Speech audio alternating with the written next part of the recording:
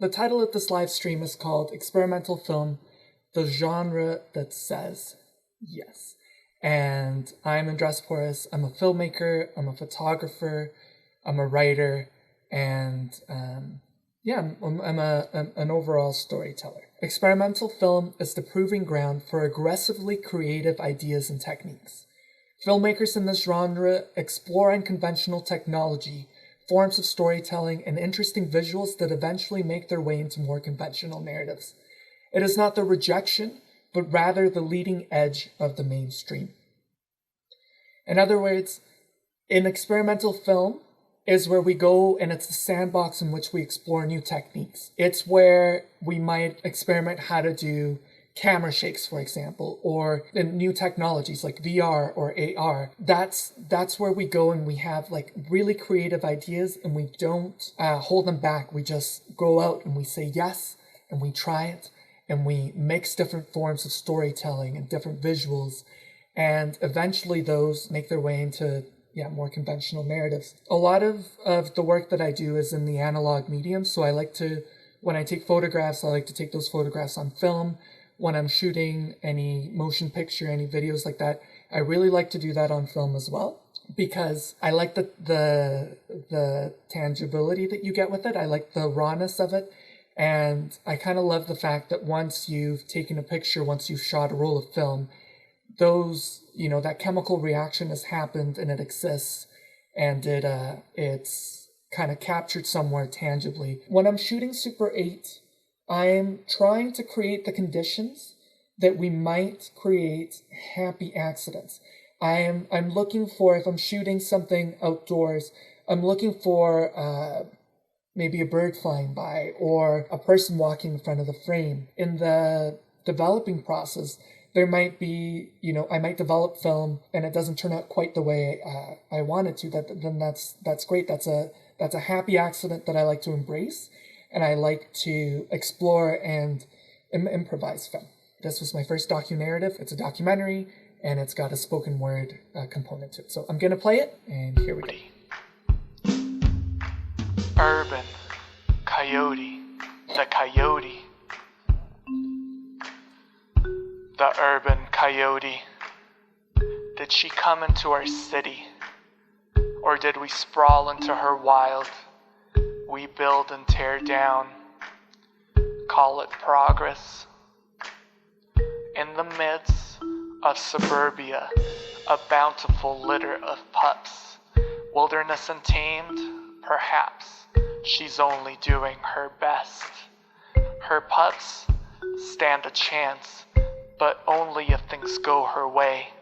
One bad experience, we get mean, even if it was our fault. Coyote. Urban coyote, the coyote. The urban coyote.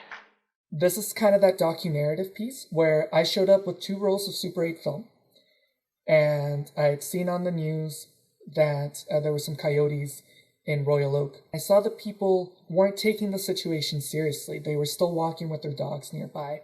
And that emotion of wanting to educate people, of wanting them to know how to handle the situation better was the impetus for this. I shot the film.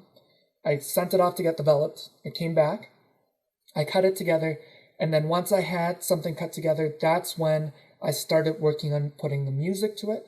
Once I had the music down to it, then it was a half improvised, half kind of written way of it, where I would listen to the music, look at the film, and that's how I created the spoken word component. What I'm going to do for the next little bit here is I'm going to just explain a little bit of my process, a little bit of some Super 8 equipment, and then I've got some stuff over here that we'll use to create something. We'll see what it is there. Whenever you're shooting Super 8, you're likely going to need lights, or you're going to need to be shooting in the daytime.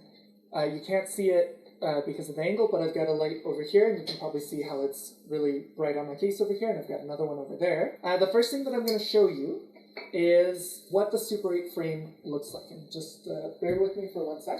The Super 8 film stock itself is it's really, really, right there, it's really small. You can see how small the frame is there. This is reversal film. Right here, I've got a Super 8 camera. You can do 18 frames per second, 24 or 36 frames per second. But what I really like about it is that it has a built-in intervalometer there. So you can do time lapses really easy. Most Super 8 cameras, because these were made for home movies, they're going to have kind of a little stick to hold them with. And it's got a little trigger here. And then over here, I think you can see it a little bit better if I hold it closer. It's got a switch, and you only need to worry about this when you're shooting color. But it switches between daylight or a tungsten filter. So that's there. And here, maybe I can show you a little bit closer there. So those are the frames per second. You can go one step. This is the intervalometer. And then right here, you can do your exposure and everything.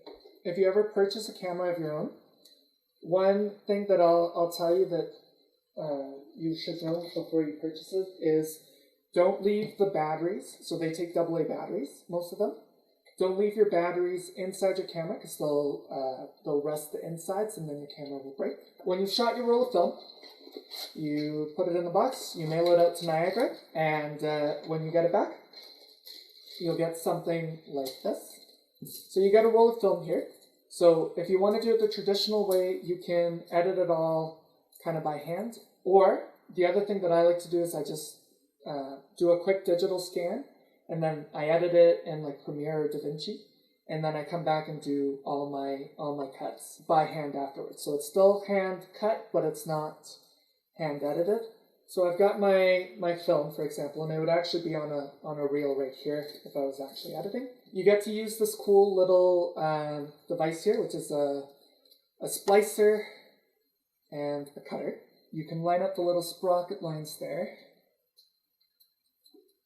like this, and then this little kind of blade thing you can bring down,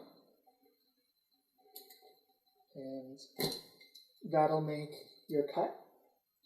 And then if you want to splice it, you line up the sprocket lines again. Put this down, and then the splice happens. And this is a special type of tape. This type of tape is tape that won't melt in the projector. And you can see, like magic, it has come together. So what I'm going to do is I'm going to set up my camera here. It's going to be pointing straight down at this desk. What I'd like, and we'll see how it goes, is I want to get cues on what you'd like me to do. Okay, here we go.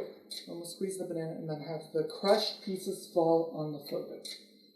Okay, so we're going to have the pieces here all just fall.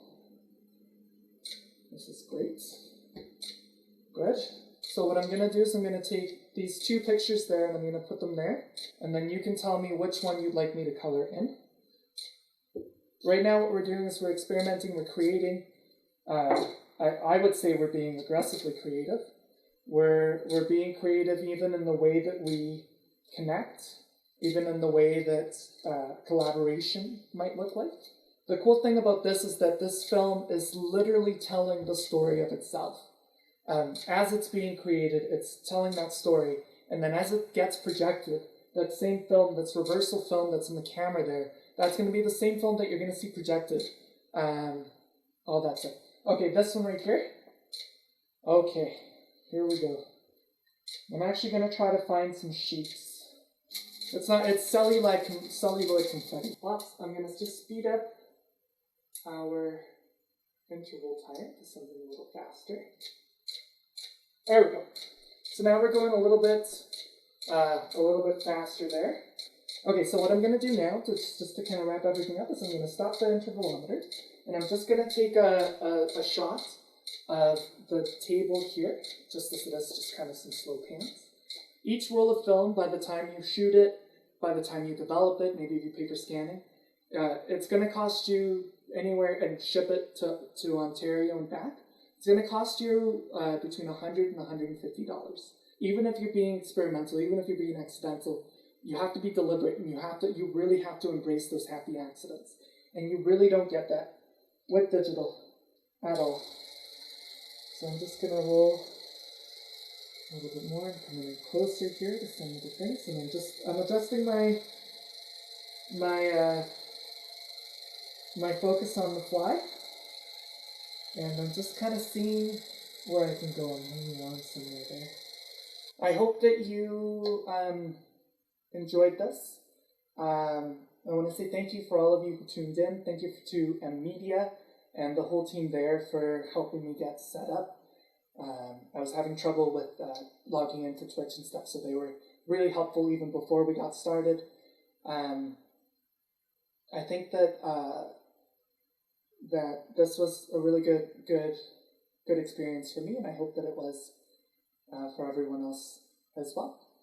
I'm really grateful that we got to share this time together, and I hope that you got something out of it. Okay.